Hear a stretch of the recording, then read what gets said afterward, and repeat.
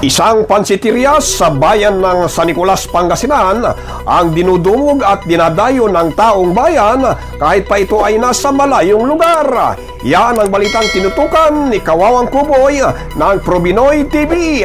Igan! Magandang buhay, Luzon, Visayas, Mindanao. Isang pansiteria ang napapabalitang dinudumog at dinadayo ng taong bayan, gayon din ng mga kalapit bayan dahil sa kalidad nitong lasa at presyong swak sa masa. Bagamat may kalayuan igan ay hindi ito inaantala ng ating mga kababayan na matikman lamang ang sarap ng naturang pansiteria na matatagpuan lamang sa Barangay San Isidro, San Nicolas, Pangasinan. Yes sir, hello, welcome dito sa Marvin Pansiteria. Kailan pa po nagsimula ang Marvin na pansiteria po? Sir, nagsimula kami noong 2021. Nung patapos na po ang pandemic. May COVID pa po noon, pero nagsumikap hanggang sa nakilala po. Sir, balita ko po ay binabalik-balikan at dinadayo itong lugar mo ng mga taga-ibang bayan kahit pa nasa liblib na lugar. Sir, ano po bang special meron ang Marvin na pansiteria? Bakit po nangyayari yung ganitong senaryo?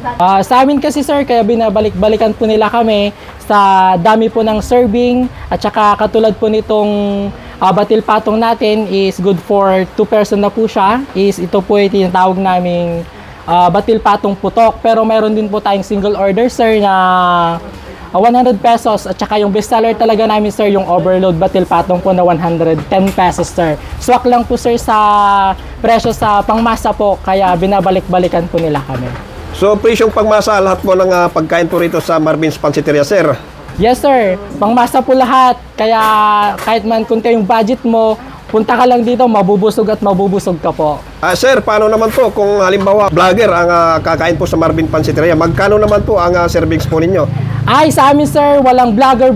Vlogger ka man o regular na customer, kung ano yung serving namin sa regular, ganun din kadami sir. Hindi po kami nagbabawas, hindi kami nagdadagdag, talagang swak at saka sulit po siya. Katulad po ng aming putok lomi sir, good for 2 na po siya for only 150 pesos. At saka mayroon din po kaming regular, 60 pesos sir. Tsaka kung gusto nyong rice meal po, mayroon din po kaming buffalo wings, 2 pieces na po siya. Good for 100 pesos lang po. Buti na lang po sir, hindi po ako vlogger.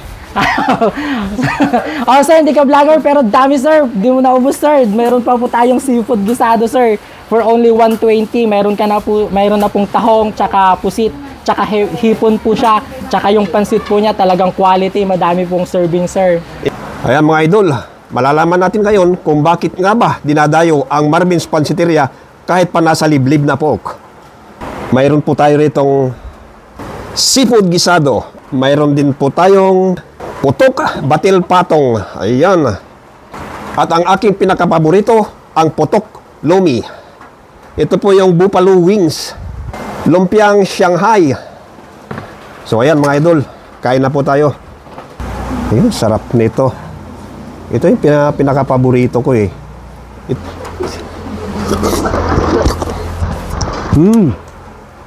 Kaya naman pala mga idol, hindi nakakapagtaka.